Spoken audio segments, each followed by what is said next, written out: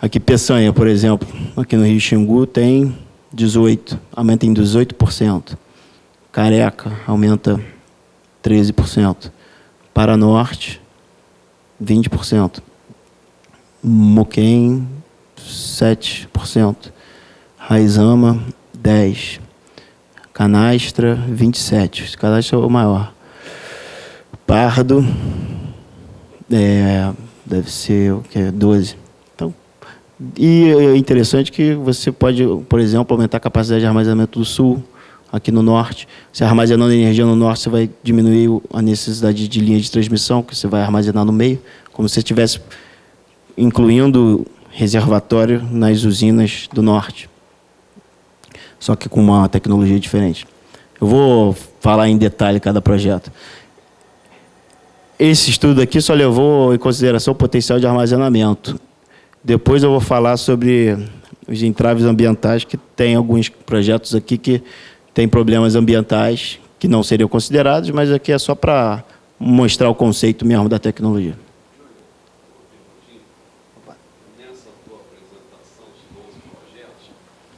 Só um instantinho.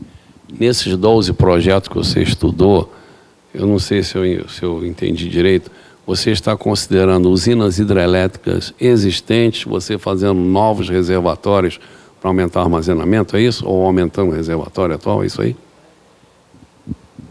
Não, você teria que fazer novos reservatórios. Você aproveita a cascata. A cascata você aproveita. Mas o reservatório vai ter que ter reservatório novo. Então, agora eu vou apresentar o Palmital. O Palmital aqui no Rio Iguaçu. Existem vários lugares próximos da usina de Bento Munhoz, que pode ser usado para fazer esse reservatório. E é bem interessante esse lugar, porque a área de captação de Bento Munhoz é muito grande, comparada com a área de captação da cascata. Então, você consegue afetar o vertimento na cascata inteira. Então, você vai ter um ganho energético grande por diminuir o vertimento. Dá para apresentar aqui. Essa aqui é a área de captação da usina hidrelétrica de Bento Munhoz. Essa aqui é a área de captação do resto da cascata. Bento Munhoz está a uns 720, 730 metros de altura. E 16% da água que passou de 2006 a 2015 foi vertida. Então, você pode diminuir esse vertimento se você aumentar o armazenamento energético. E também tem outra coisa, que a capacidade ela é super potencializada, porque ela tem uma potência grande, porque para justamente diminuir o vertimento. Então, quase 50% da potência foi utilizada. Então, é ótimo. Por quê? Porque se você fizer um reservatório aqui, você pode regularizar o rio e gerar a maior parte da energia durante o período seco. Ou seja, você armazena mais e usa essa potência toda que você tem para gerar só durante o período seco. Vai ser uma maravilha. Aqui. Eu não entendo muito bem essa geologia desse local. Não sei como o rio tem uma parte muito plana aqui, que passa no meio dessas montanhas. Deve ter caído algum meteoro, alguma coisa para fazer isso aqui, porque isso aqui, essa formação geológica aqui é muito engraçada, muito estranha. Só que isso daqui vou explicar primeiro, porque eu vou mostrar esses mapas o tempo inteiro, todo o projeto. Isso aqui é um mapa de altitude. Aqui mostra a altitude do local. Isso aqui seria a usina de Bento Munhoz, aqui é Segredo. E essas áreas aqui seriam as áreas propostas para fazer os reservatórios da usina hidrelétrica reversível sazonal. Essas aqui são as barragens, aqui são as tubulações adutoras. Então, esse aqui é o espelho d'água da usina hidrelétrica de Bento Munhoz. Esses são 3 exemplos, mas você poderia desenvolver outros projetos aqui, só que eu achei que esses 3 já dariam um recado. Agora, mais detalhes sobre eles. Por exemplo, tem o Areia, Palmital e Aratinha. Aqui eu fiz eles... Eu botei um formato que mostra na mesma escala. Então, esse de areia daqui, ele varia de 1.100 a 900. Então, essa que é a coisa interessante dessa tecnologia. Você tem um reservatório que armazena, que varia 200 metros. É muita água que você consegue bombear. É muita água, então a área é pequena. Por quê? Porque é 200 metros. 200 metros é quase do tamanho do pão de açúcar menor. Muita água que você consegue colocar no seu reservatório. E você consegue fazer isso por quê? Porque a variação entre a cota máxima e a cota mínima tem que estar mais ou menos, tem que ser 50% da cota máxima, da cota mínima, a variação, para a bomba e a turbina conseguir operar com uma eficiência aceitável, né? E já existe casos de usina hidrelétrica reversível convencional, que armazena durante um dia, que tem essa variabilidade grande, porque lá na Europa eles realmente são muito preocupados com qualquer arinha alagada que eles vão desperdiçar, então eles tentam fazer a utilização da área o máximo possível.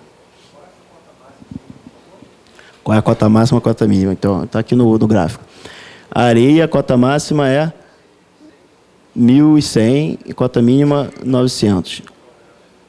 Aqui eu não mostro a cota do reservatório inferior, que é o Bento Munhoz, mas é 730, mais ou menos.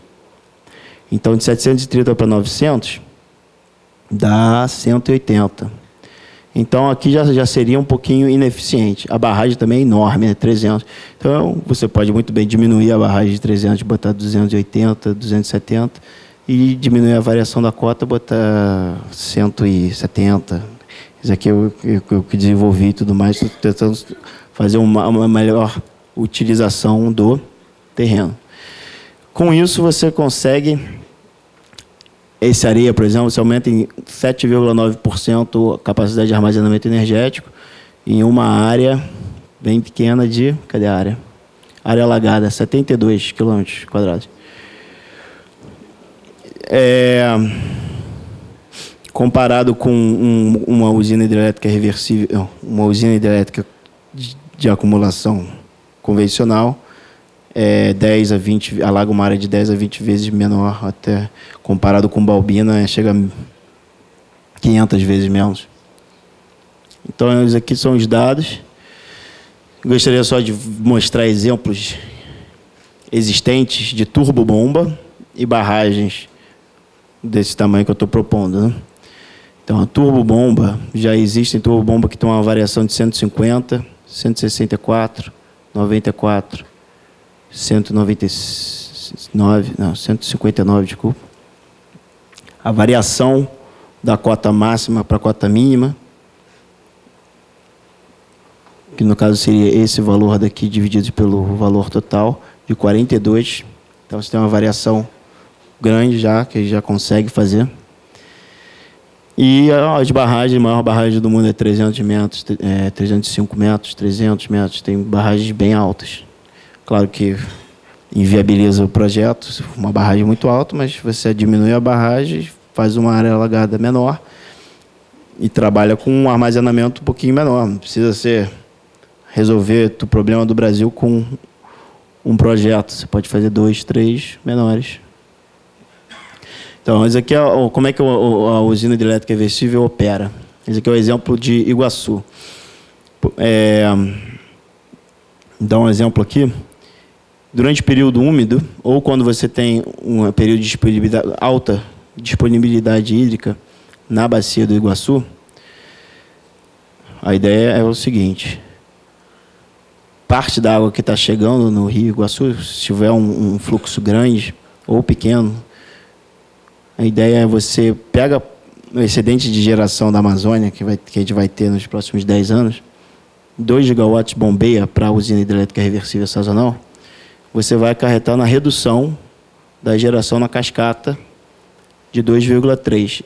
Isso incluindo o vertimento. Porque, como assim? Se você bombeia para cima, você armazena a água que iria verter não vai mais verter, porque você vai gerar, vai turbinar, porque a vazão diminuiu, você está controlando a vazão do rio. É como se fosse mais uma usina hidrelétrica de acumulação, só que é paralela, é para cima, mas é o mesmo conceito, basicamente. Não é o mesmo conceito, porque você também armazena mais ainda energia, porque você aumenta a altura da água que está passando pelo rio. Então, você tem uma redução de 4,3 gigawatts, sendo que você só bombeou 2. Aí, depois do período seco, ou quando a bacia está com uma baixa disponibilidade, e você tem água armazenada e você quer usar aquela água para depois não ter que verter depois, então, você quer turbinar, você gera uma média de 1,5 gigawatts, porque você tem uma perda de 25%, você perde com bombeamento, então o bombeou 2, gerou 1,5. E você aumenta a geração na cascata, em uma média de 3,3, que eu fiz os cálculos, incluindo o vertimento, que nessa época, período seco, você também verte lá no Iguaçu. Por exemplo, de outubro até novembro, não, de outubro até janeiro, outubro de 2015 até janeiro agora de 2016, eu peguei a tabela, fiz uma média, verteu uma média de 3 gigawatts médio por mês. Então, 3 gigawatts, podia estar gerando, não, verteu. Que se você aumentasse a capacidade de armazenamento, ia armazenar, se você deixar de verter, ia gerar exatamente nesse momento que a gente está precisando muito de geração. Então, a ideia é a seguinte, você gastou 2 gigawatts e você tem um ganho de 4,8 de armazenamento. E esses 2 gigawatts, normalmente, é o excedente que você vai desperdiçar, está vertendo em alguma outra usina do Sistema Interligado Nacional. E você ganha 4,8 que você tem o ganho da cascata. E o ganho sistêmico, no final do modelo que eu fiz para calcular esses dados, foi 0,5 por diminuir o vertimento, você teve um ganho sistêmico de 0,5. Então, comparando a área alagada de Palmital foi o exemplo que eu dei lá em cima. Palmital armazena 11%, 11,4% do SIM. Furnas armazena 12%. Só que Furnas alaga uma área de 1.440 km², Palmital alaga uma área de 177. Ou seja, comparando o índice de armazenamento por área alagada, você tem 8 vezes maior. Então, Palmital alaga uma área 8 vezes menor do que Furnas para armazenar a mesma quantidade de energia. Aqui é a foto de Furnas, do reservatório de Furnas, e na mesma escala comparando com o reservatório de areia e Palmital. Então, voltando para a operação, por que você usaria uma usina hidrelétrica reversível sazonal? Durante o período úmido, ou quando você tem uma alta disponibilidade hídrica na bacia, para diminuir o vertimento, ou se você tem alta disponibilidade do SIM, para diminuir o vertimento em outras bacias, ou para fazer melhor uso das termoelétricas mais eficientes, ou para fazer uso de um contrato bom de gás está barato, então vamos torrar gás, vamos armazenar, encher os nossos reservatórios. Qualquer possibilidade que acontecer no sistema, ter ligado, você, sem a usina hidrelétrica, a geração na cascata vai ser grande. Por quê? Porque não tem como armazenar. Então, você vai gerar o que está passando lá. Com a usina hidrelétrica reversível sazonal, você vai diminuir essa geração, conservando energia durante o período de muita geração.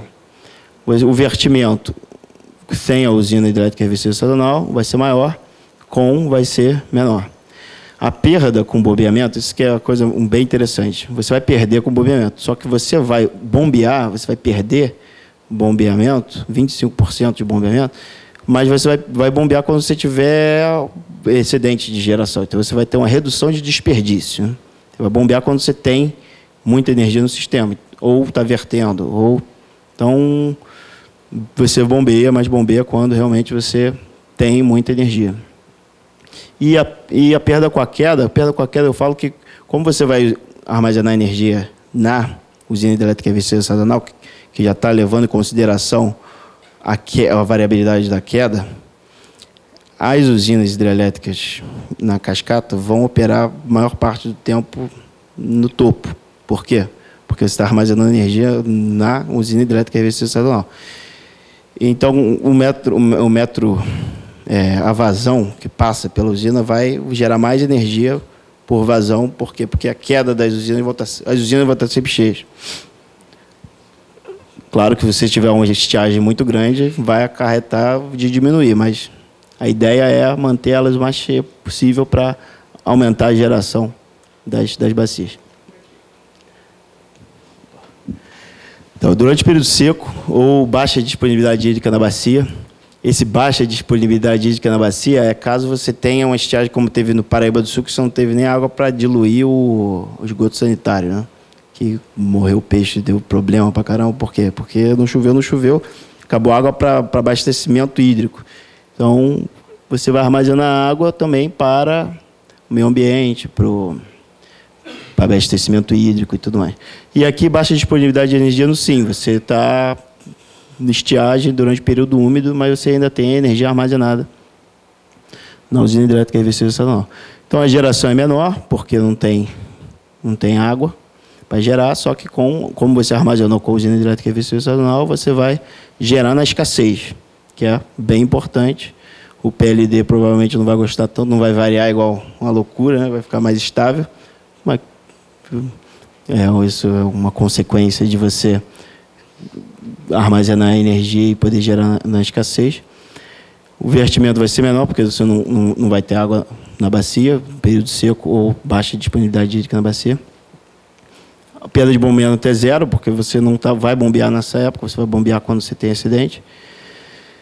E a perda com a queda é menor. Por quê? Porque você vai manter os reservatórios cheios o máximo possível, porque você vai primeiro usar a energia armazenada na cascata, para depois usar os reservatórios da cascata. Então, esse é o segundo projeto da Estrela. O Rio Uruguai não tem reservatório grande porte. E isso acarreta num vertimento de 23% da água que passou desde 2006 a 2015 na usina hidrelétrica de Machadinho. Um vertimento muito alto. E também não tem capacidade de regularizar o rio para gerar durante o período seco. Então, vou dizer que é o projeto Estrela. Você tem o rio Pelotas, Canoas. Pelotas passa por aqui, Canoas passa por aqui. Aqui é a usina de Campos Novos, aqui é Barra Grande, Machadinho fica mais ou menos aqui. Esse aqui é a vazão turbinada e vazão vertida. Esse índice daqui, esse axis, né? Esqueci. Não era 4.000, é 10.000. Só que eu cortei porque não cabia na tela. Ele verte muito. Quando verte mesmo. Então, a ideia é para você aproveitar a área de captação dos dois rios.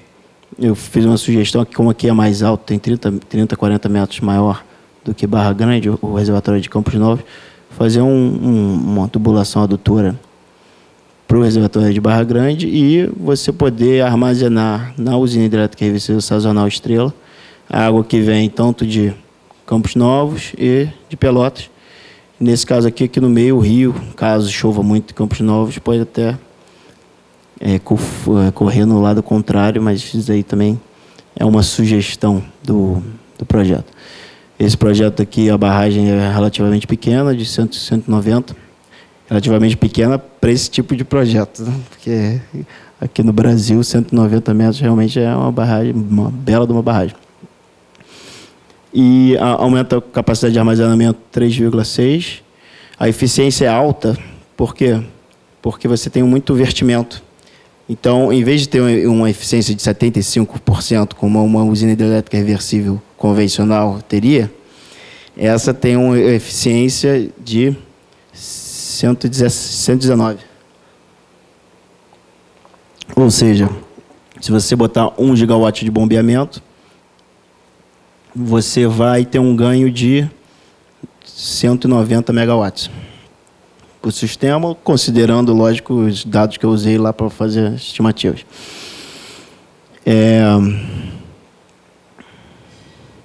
Esse projeto aqui seria interessante justamente, o volume útil é de 5.100 hectômetros cúbicos. Então, é uma quantidade grande. Essas usinas aqui, elas não foram construídas ainda, mas eu esqueci exatamente quais, mas 2 dessas, Uma já está em construção, outra já foi até leiloada. E tem mais usinas aqui. Então, se você completar a cascata, você aumenta... Eu assumo, para esse cálculo de eficiência, que a cascata toda está desenvolvida. E esse aqui é o projeto da Estrela. Vamos continuar. Eu tenho outro projeto no Rio Ivaí, Tibagi, que é a usina hidrelétrica reversível do Preto. A ideia é transpor água do Rio Ivaí para o Rio Tibagi, que se conecta com o Paranapanema, que tem aproveitamento energético, porque o Rio Ivaí não tem. Esse projeto você pode ter um sistema de tubulação e turbobomba, não precisa ser dois, sendo que você faz uma transposição. E eu vou apresentar aqui para vocês. Esse aqui é o Rio Paranapanema, Tibagi e Ivaí. Área de captação. E Rio Ivaí não tem hidrelétrica nenhuma. O Rio Tibagi tem uma que é Mauá aqui. Desculpa, eu esqueci de fazer isso aqui. Isso aqui era para eu fazer. Eu propus porque eu não sabia que já tinha hidrelétricas em planejamento. Essa São Jerônimo aqui já está em... não foi leiloada.